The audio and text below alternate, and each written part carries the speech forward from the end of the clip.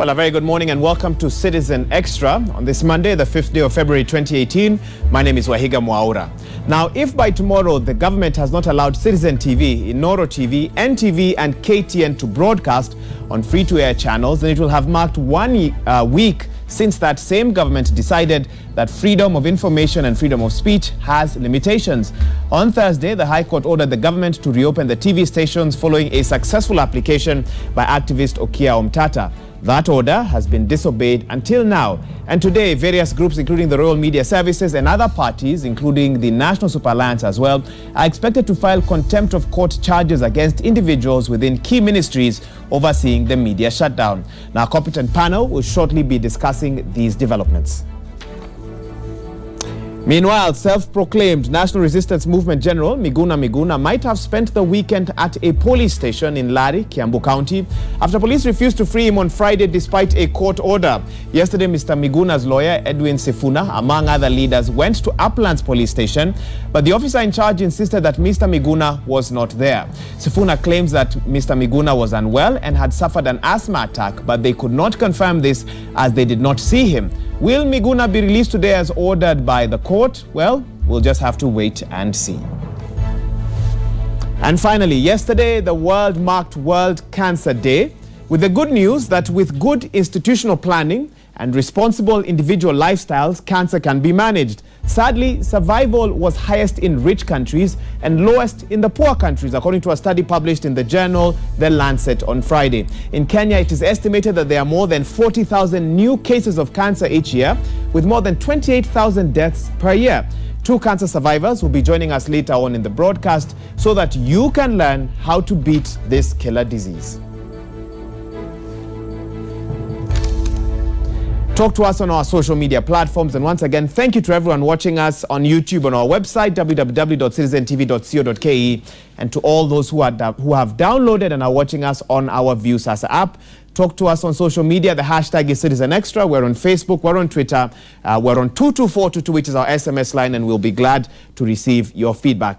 Let's now immediately take it to Uasin Gishu County, where John Wanyama is on standby. He informs us that residents of Uasin Gishu have had to make some lifestyle changes now that we're almost 1 week into the TV shutdown. John Wanyama, a very good morning to you. I hope the week has begun well. Tell us how life has changed in Uasin Gishu now that they're not able to access their favorite channels. A very good morning to you, Wahiga Mwaura, and indeed, Uasin Gishu County residents are still sad, asking themselves questions what will be happening for their lives now that the TV stations have been switched off. And now that as you understand, the TV stations is not only affecting Kenyans in Uasin Gishu County, specifically here in Eldoret town, but also business people are also suffering from this closure of TV stations. Wahiga, this hotel on a normal day is almost full at this moment, but according to the hotel manager, whatever they have told us a few minutes ago, is that this hotel has really lost so many customers because of the TV closures. But now this also, Wahiga, also it can also explain as to people not only come to hotels to eat, but also they come here to watch TV, the paper review, newspaper in the morning, also follow up on Citizen Extra, so that they don't miss on anything that is happening around clock this country and globally, what is really happening. Wahiga, let me talk to one few employee, just 1 or 2 employees of this hotel to tell us really what is the situation in their hotel, why are there not customers here. Bwana, ukisongea karibu hapa hivi, pengine kwa nini hoteli imekaa hivi hamna wateja? Okay, ni kwa sababu customers wengi wanapendanga kuona, wakikuja wanaona Citizen. So wakikuja wakule wanasema mtuwekee Citizen. So nafikiri ni hivyo ndio lose customers, kwa sababu ya hawa wakikuja waone station yao ina wanapendanga. Officially tunapendanga Citizen sisi wote, si customers peke yao, pia sisi tumekosa vipindi na kadhalika. Ya pili ningependa niambie Bwana Matiangi na serikali ya Jubilee, tafadhali wajaribu kila mbinu watufungulie Citizen TV, kwa sababu sisi tuna lose. Hata sisi kwa customers wakikosa, pia sisi tutakosa kazi, kwa sababu tajiri akikuja akose customers ataona hata sisi hatuna kazi. So tafadhali serikali ya Jubilee tunaomba watufungulie station ya Citizen. Stations zote ambayo imefungwa si Citizen peke yake. Hizo stations ambayo serikali iliamua kufunga wajaribu waje tufungulie.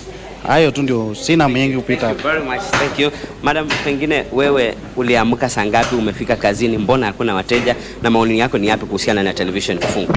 Okay, mimi nimeamka saa 12 asubuhi na nafanya kazi kwa hiyo hoteli na najaribu kufikiria ni kwa nini saizi kazi yetu ukiona hakuna watu, tuko hivi kutoka asubuhi hatujauza chochote na sisi tunategemea mshahara ya siku, hatujalipwa na jioni maybe tajiri akikuja atakosa pesa sababu ya Citizen imefungwa, hatuna wateja. Hiyo ndio channels wanapenda kuona. Wakikuja lunch time unapata news ndio inafanya wakuje hapa wakule, lakini sasa saizi hakuna, Citizen imefungwa. Ndio tunasikia uchungu kwa niaba ya serikali, tafadhali tusaidie upande mwingine. Okay. Pengine unakosa kipindi gani ambacho unapenda kutazama kwa Citizen TV? Okay, mimi napenda kutazama kipindi mingi sana. Hasa mtoto wangu anapenda kutazama Citizen, vipindi mingi kuanzia Monday mpaka Sunday anaona Citizen. Lakini sasa hizi unapata mtoto analala saa moja, haizi ona kipindi yenye anapenda kwa sababu ya serikali. Mapenzi ya jioni ya mtoto na imagine. Okay. Thank you. Sasa tunaomba serikali tusaidie. Itufungulie Citizen na channels zingine. Sisi ni watu tunapenda kuwatch Citizen, customer wetu ni wa Citizen, watoto nyumbani hiyo ndio channels wanapenda kuwatch. Thank you. Mwaura, those are some of sad stories you will get from residents here in Eldoret town, and some others also have invented their own way by following us on YouTube and View Sasa. Most of people, especially that I've met, are watching Citizen TV on View Sasa. Wahiga, this tells you that this region is really glued to our channel, and they are doing whatever they can to ensure that they don't miss out on anything. So long as they have online or they have View Sasa, they are going to ensure they watch their beloved channel to ensure they don't miss out on any story. Wahiga in Uasin Gishu County is still sad, as I told you earlier, and most people are asking and questioning the government that if the government cannot really obey a court order and open up these stations, then what a fellow Kenyan or what that common mwananchi who is on the ground, will they expect also that Kenyans should also obey court orders and laws on the constitution? From Uasin Gishu, Wahiga, we are still following up on these issues, and many other more will be coming back to you once we get them. And this issue is still a hot issue here. We will come back to you again to tell you what we are residents doing again to ensure they don't miss out on our stories and our programs on Citizen TV. Wahiga. Thank you so much, John Wanyama. Interesting questions that you've posed, and I've got a panel of advocates that will be delving into some of these issues. Surprisingly, throughout the course of what has been the last 6 days, President Uhuru Kenyatta has been very quiet on the media shutdown. A lot of what we've been hearing has been from Interior CS Dr. Fred Matiang'i, but President Uhuru Kenyatta made a statement on Friday that many feel gave a background to what he feels about the media at the moment. Now, it depends on interpretation. Some say it wasn't a big deal. Others say possibly that is the stand of the Jubilee administration towards the media at the moment. Let's listen to what he had to say. Sasa si nyinyi mzime hiyo mavitu yenu na muende. Kazi imekwisha.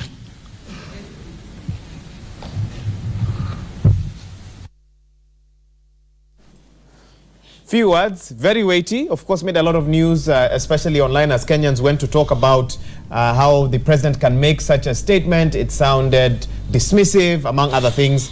And joining me in studio to talk a little bit about where we are as a nation at the moment are three advocates. Let me just briefly introduce each of them. Dr. Eric Kibet, an advocate of the High Court. Many thanks indeed for joining us. Next to him is James Mamboleo, another advocate. Karibu sana. Thank you for having us. And right next to me is Jemima Kelly as well, an advocate. Thank you so much. Of course, many other titles, but we'll stick to those ones for now. And I want to run you through what the law says about contempt of court, because our correspondent in Uasin Gishu County has actually started us off by saying residents are wondering if the court gave an order, why is the government not following that order?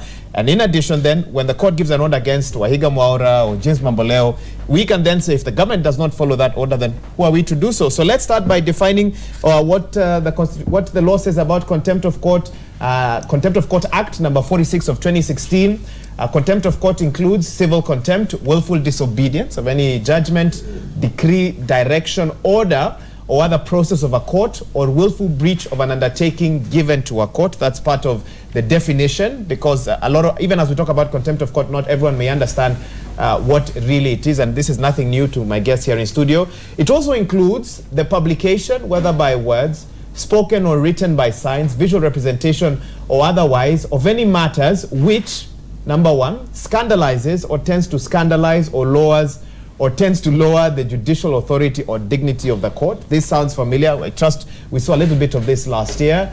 Let's take a look at how you would define contempt of court. It also includes criminal contempt, the publication of any matters which prejudices or interferes or tends to interfere with the due course of any judicial proceeding. Or let's take a look at one more graphic before my guests here in studio try and simplify what might be a lot of heavy English jargon. The last one coming up, and we also have anything that tends to interfere or interferes actually, or obstructs or tends to obstruct the administration of justice. Let me come to you and I'll start with you, Dr. Kibet.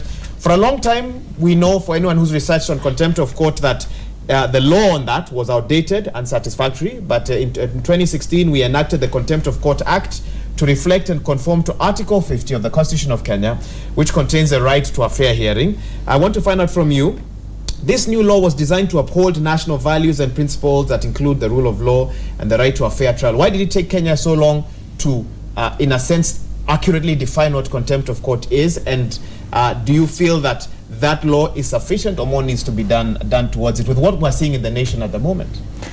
Okay, thank you very much for that question, Wahiga.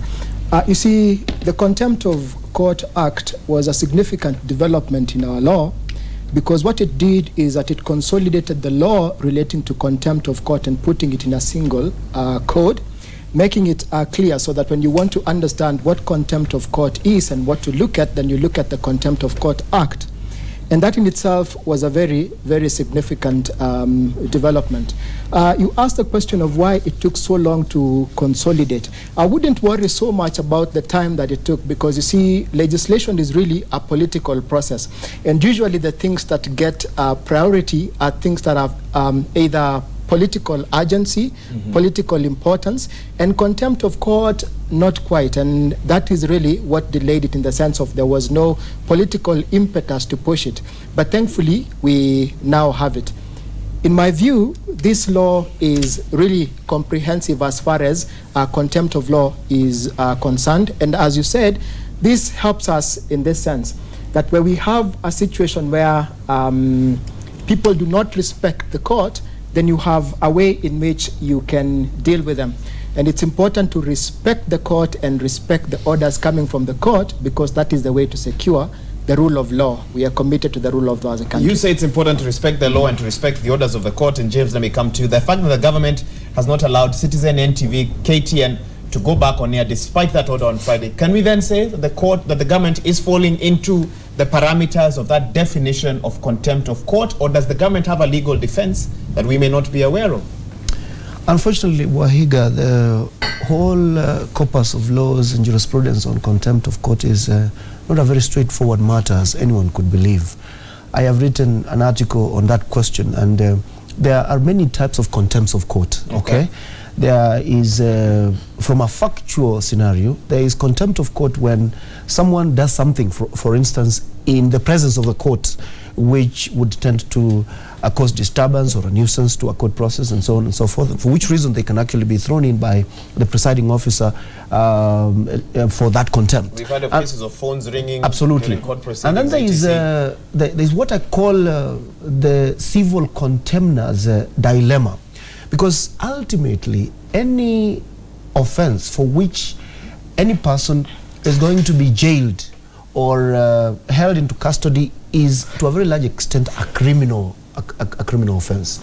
And there have been many questions: who decides on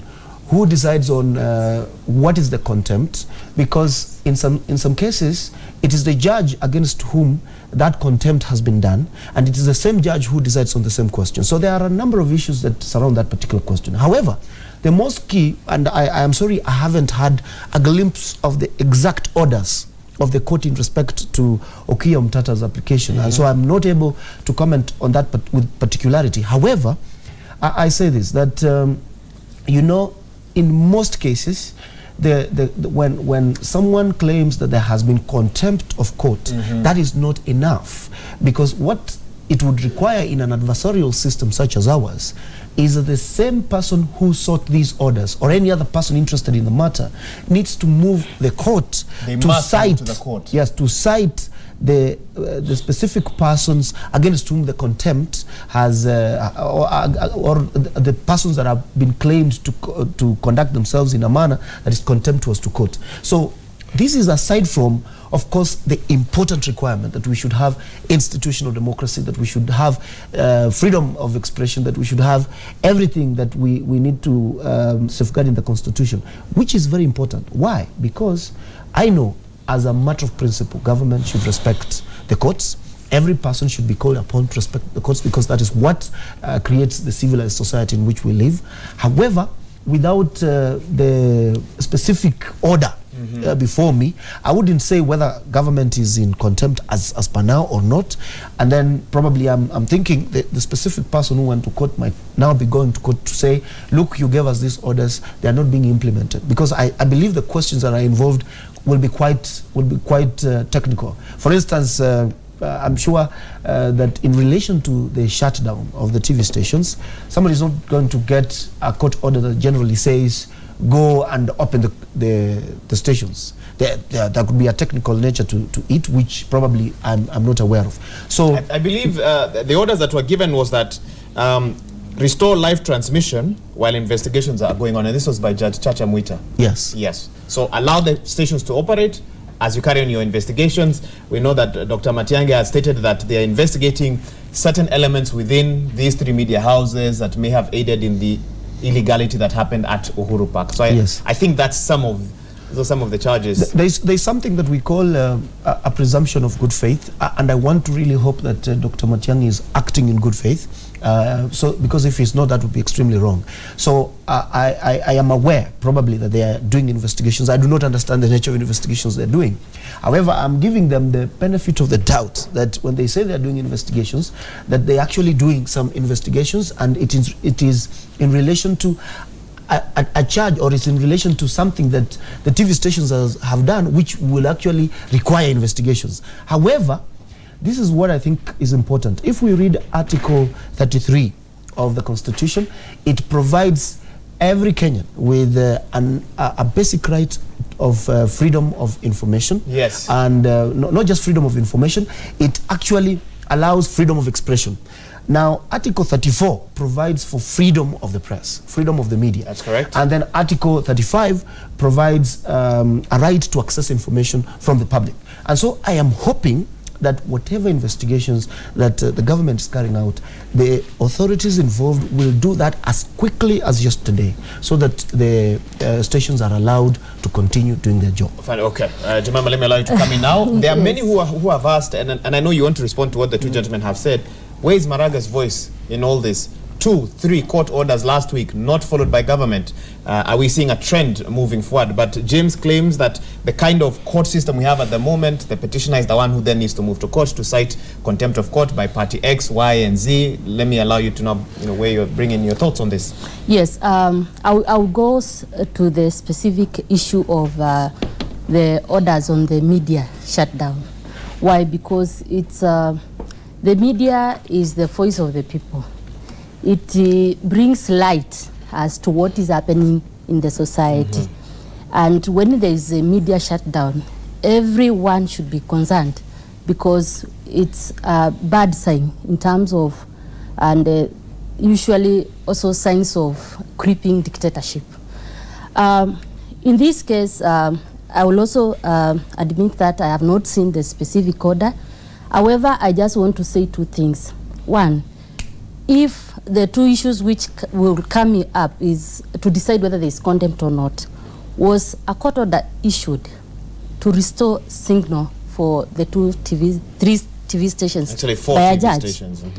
for whatever stations, was a court order issued to that effect. 2, was the order served on the person responsible for restoring the signal?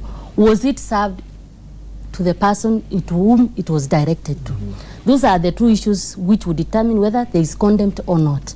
I saw that Omtata was prevented by allegedly policemen from, or security for the Communications Authority from serving that order. I also saw that he did pin it on, that is usually the alternative. If you do not accept, you pin it. On the premises and he did pin it. So on the face value of it, one would say that he has met the conditions for service. So if the order has not been complied with, one would say that the Communications Authority, to whom the order was issued to, and in this case the director in charge, is in contempt. But then, for you to say, to enforce the contempt, Omtata needs to go back to court and ask the court to find that the Communications Authority, to whom the order was served, is in contempt. So that's how the issue operates. So it needs to go back to court. It's unfortunate if government or government officials would deliberately disobey court orders, because the government would be sending very bad signals to the entire society, where we are supposed to live under the rule of law. We, the citizens, look upon the government as an example of compliance of the law. And if the government itself deliberately disobeys court orders, what would prevent the other citizens from not obeying court orders? So it's a bad trade. It's bad for our governance. It's bad for our democracy. And I wish the government, whoever is concerned, would just obey that court order. Or the other alternative, we lawyers know that if you are unable to comply with the court order due to technicality or for other good reasons, as my colleague says, and I am not sure, allegedly there are investigations going on, I do not know what the offense they have committed, they need to go back to court. Urgently, you go to court immediately and tell the court, look here, we are aware of this court, we are facing this difficulty, we wish to purge the contempt. That's how rule of law operates. The Communications Authority, as good lawyers, the Attorney General is the main lawyer for government. He ought to be in court if there is a problem with the orders. Otherwise, we all would say that it is deliberate disobedience of court orders. Yes, let's talk about the challenges of enforcing contempt of court, the Contempt of Court Act. And it's both my guests have already alluded to the challenges of who takes who to court, who enforces this as well. Let's talk briefly about that. And I guess internationally, how have other jurisdictions handled this? You see, Wahiga, when my colleagues were speaking, I was thinking in a very practical sense this way, that even if the petitioner, even if Omtata Okoiti went to court and cited whoever is the recipient of that court order and cited them for contempt, it still wouldn't solve the problem, especially if government itself is determined not to obey the law and to obey the court order. And this is why, you see, courts do not have their own police and they do not have their own enforcement officers.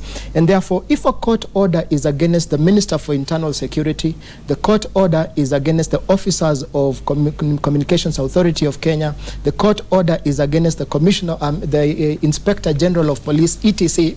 Again, it's still a problem in the sense of you still need the same officers of the same government to receive an order, you know, to give you access. So it really doesn't solve the problem for as long as the government does not have the good faith to obey that order.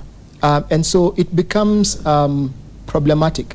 And I'm thinking in this debate that we are having right here, we should even move away and begin to think about how did we get here in the first place, and whether the government's action of shutting down these stations is itself legal, is itself constitutional. And my view is it is not, because if you look at the provisions of Article 34 of the Constitution, as well as Communications Authority of Kenya Act, then you notice something, that the intention of Article 34 of the Constitution was to create a regulator of media that is independent of government control. So the fact that an order came from above and Communications Authority switched it off is itself problematic in law, and I think that is where our focus should be.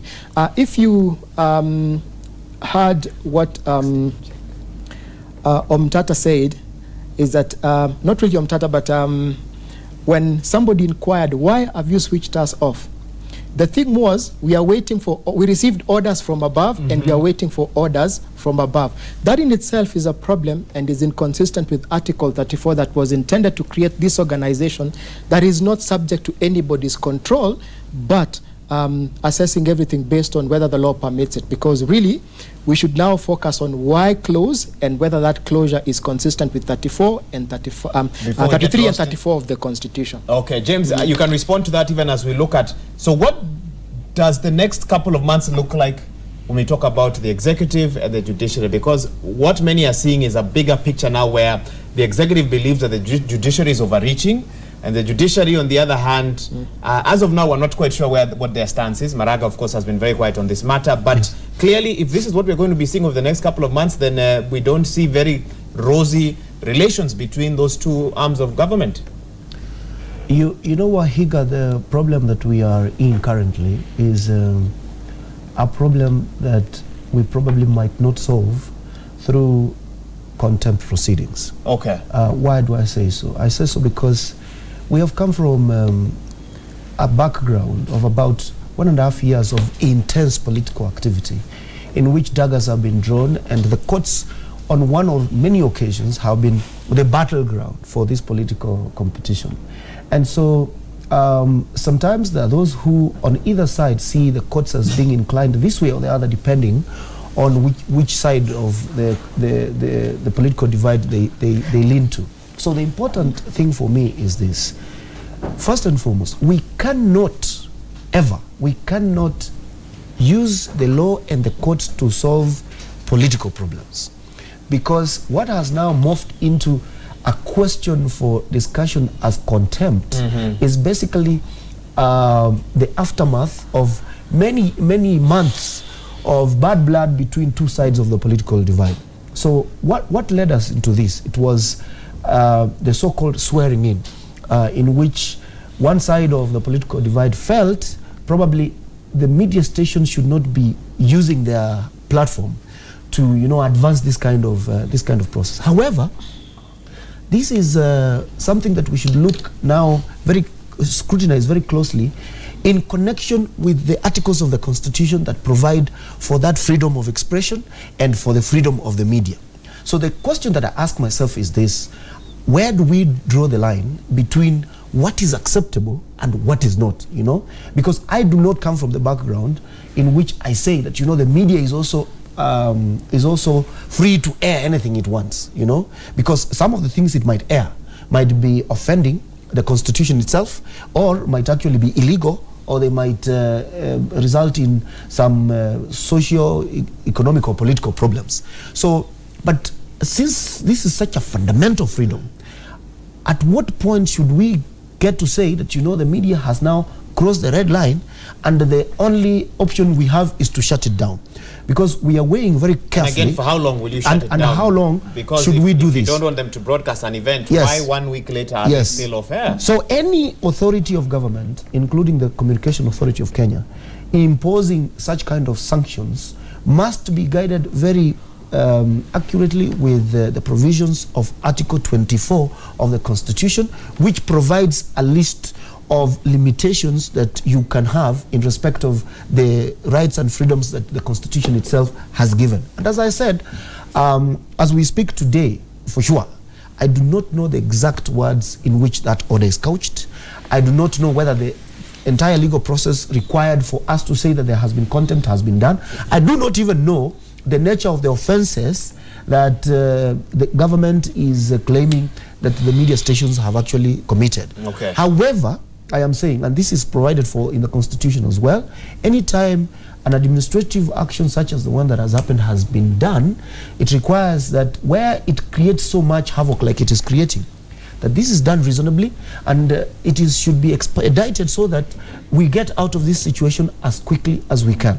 So government has a responsibility to conclude its investigations and come out conclusively with a decision that, you know, we have decided that these stations have offended the Constitution or the law in such manner, and therefore we are closing them down, or we are doing other further investigations. However, we have opened these stations, or we allowed them to continue transmitting as we pursue this thing.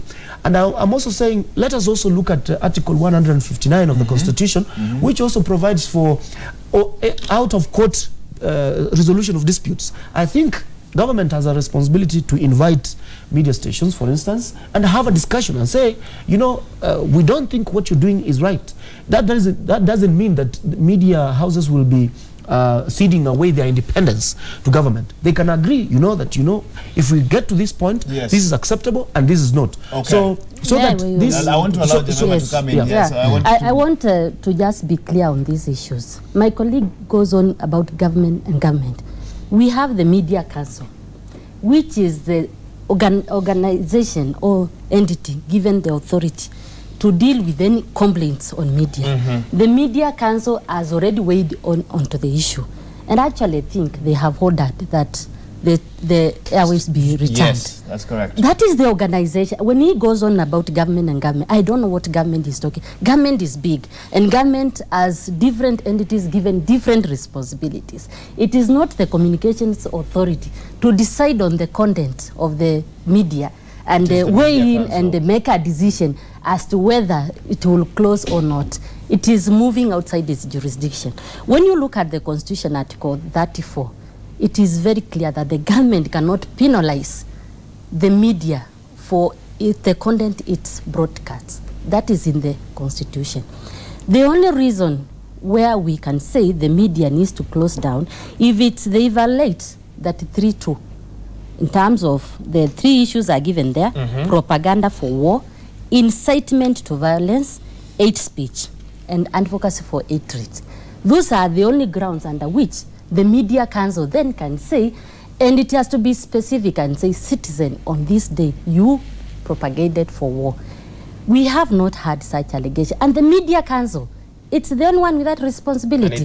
So for me, from where I sit and looking at the Constitution and applying the rule of law, I do not see any circumstances under which the Communications Authority can decide to close down any TV station. When C.S. Matiang'i says, and again I'm paraphrasing, the media were complicit in an alleged plot by the opposition to commit a massacre during the swearing of NASA leader Raila Odinga as the people's president. Again, I've paraphrased, those are not his exact words, but it was along those same lines. Could C.S. Matiang'i then say that that falls under some of the things that you've read? Yes, you know, the minister has a right to raise concerns, but the right place to raise these concerns would be the Media Council, who would then have investigated. And who would have investigated and decided what are the issues. On his own, he cannot decide to just come up with an allegations and make a determinations, a judgment, and enforce it. It is the Media Council. 30 seconds to respond. Yes, Wahiga. Let me tell you, let us not be dishonest, because this is the position. Government has a responsibility. For instance, the Ministry of Interior has a responsibility to keep this country safe. You know, if today citizen decided to air something that probably would lead to national insecurity, you are not going to wait for the Media Council seated somewhere to decide that, you know, now a citizen has gone too far, we are going to close it down. I think the respective authority, which is the Communication Authority of Kenya, can close down if they think that this is going too far. I do not know whether what has happened is, or what was happening was, that's what I was saying, where do we draw the line? Do we know for sure that these TV stations had gone to that extent? In my view, I am still going to have to be convinced, because we are waiting for those investigations. I'm not being harsh on both sides. I'm saying probably there is something that government is doing, and probably there is something that the other side. How long do we have to wait to know that? As I said, for me, right now, government should have concluded these investigations and allow these stations to go back on air. Or at least on the agreement that, you know, if there is something that is offending, this is what we think is offending. Can we hold it until we clear this particular discussion? Dr. Kibet, come in. You see, and here I disagree with my learned friend, Mamboleo. Because, you see, one of the things that the disservice we can do to ourselves is to make excuses and apologies for the government, because if you read the spirit of Kenya's constitution, It aspires to create an open and democratic society where nobody is above the law and nobody is above the Constitution. It ushers in an era of justification so that whatever government does, it should be able to justify. Now, the situation that we are in, where media stations have been shut down and it's now a week down the line, even ordinary people wonder, so what's going on? We don't know.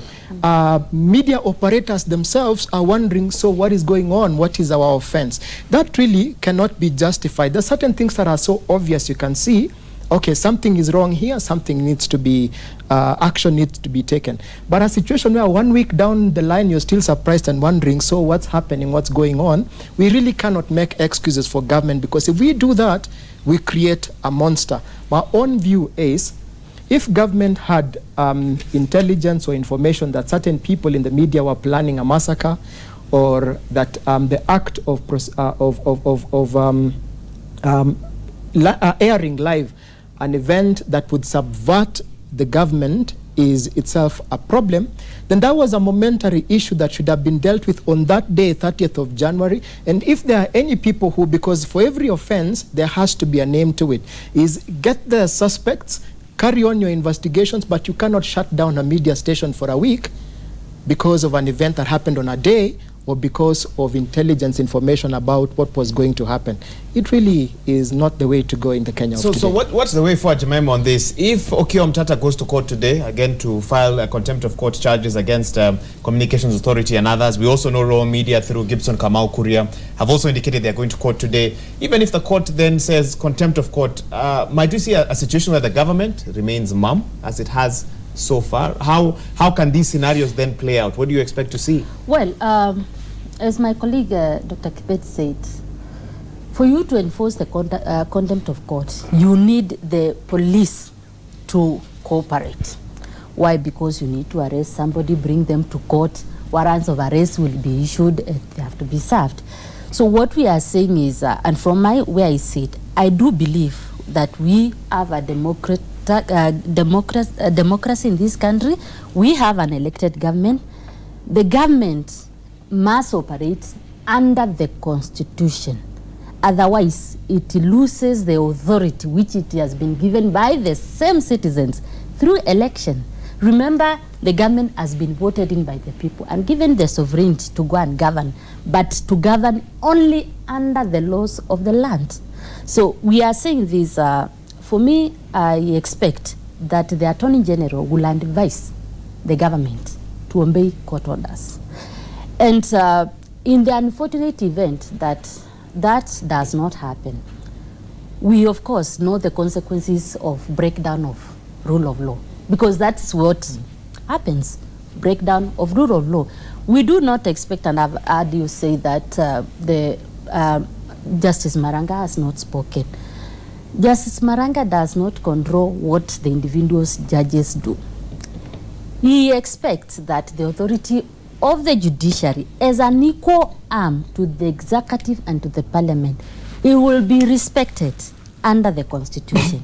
When it is not respected, it's not up to Justice Maranga to go and enforce those orders. He cannot do that. Why? Because he is not the executive. It is the executive orders, the executive, which should ensure orderliness in the society. Okay. So Justice Maranga will continue, and his judiciary, they will continue to issue orders and expect they will be obeyed. If they are not obeyed, then it becomes a burden for the society, not a burden for the judiciary. As I said, we move to breakdown of the rule of law, and of course, the consequences will follow. Even as we wind up this discussion, and let me get thoughts from the two gentlemen there, there's a feeling that generally, if we are to broaden this discussion, politicians are willing to stretch the law, to look for ways to skirt outside the law to achieve their goals and their aims. What happened to obeying the spirit of the law, not just the letter? Because we now see a situation where lawyers from different sides can easily come to a show like this one, justify what they're doing. So where does this take us? And what happens to the mwananchi at home who expects these laws to be obeyed but isn't seeing that? And James, let me start with you.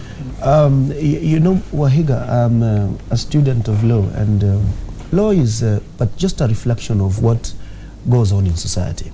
Law is enacted to deal with societal questions, okay? Not to equalize society. No, not necessarily. So that a minister and a beggar will have to face, okay. It might in the process, but that's not the only thing that law comes in to do.